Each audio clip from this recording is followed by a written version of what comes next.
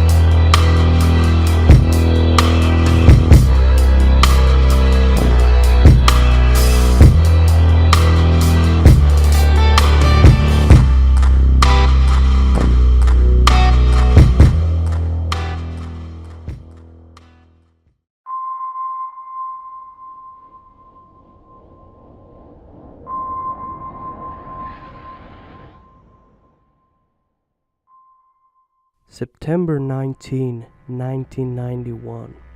The sun is shining over the Alps. A truly beautiful day for the experienced hikers, Erica and Helmut Simon.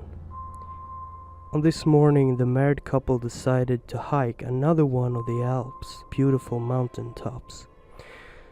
They had been staying in a cabin nearby, and on their way down from the mountain top, they steered off the path to get their stuff they had left in the cabin. On their way they saw something laying in the ice.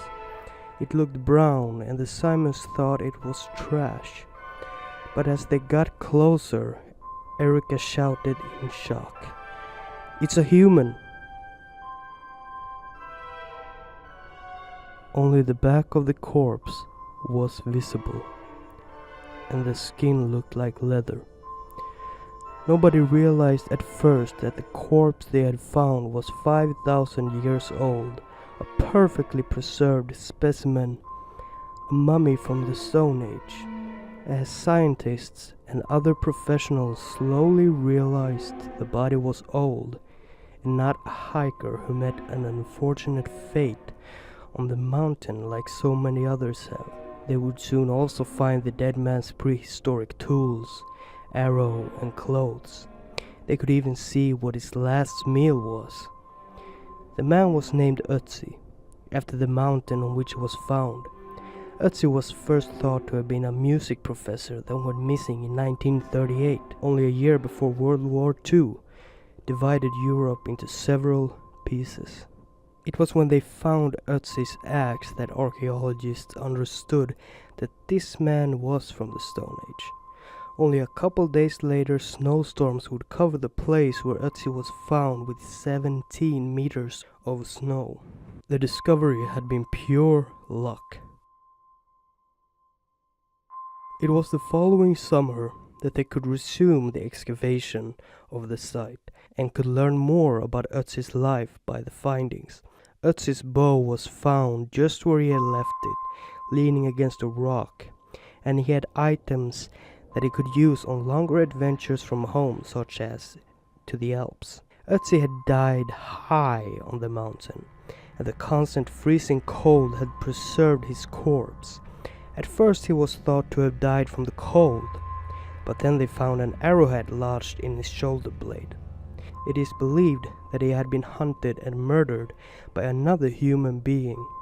Ötzi's final moment would have been filled with agony as the arrow had reached into his soft tissue, just enough to pierce his lung.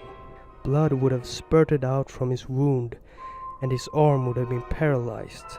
He also found a wound on his right hand, probably from a struggle.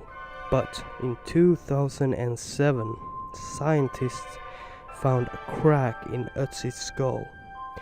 Whether he died from the arrow or being violently smashed in the head by a rock is unsure, but someone wanted him dead. and not to rob him, since Ötzi's axe and other valuable items had been left where he died.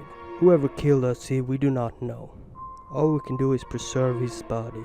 Controversy on which country had the claim on Ötzi's body arose as they argued on which side of the border he was found. But I'm not going to go into that, as my goal isn't to replay the politics of murder, but to tell the stories of the dead and of their killers.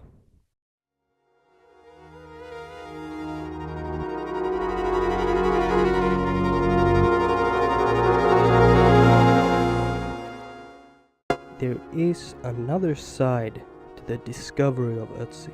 Some say it's a curse, a deadly curse. It all began with Helmut Simon, one of the people that first found Ötzi.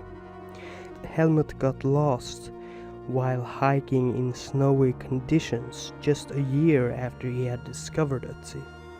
He was found snowed in and frozen to death.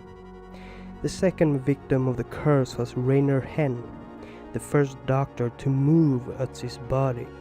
Rainer would die in a car crash on his way to a conference about Ötzi only a year later. 2 years later, the guide Kurt Fritz fell into a ravine and died.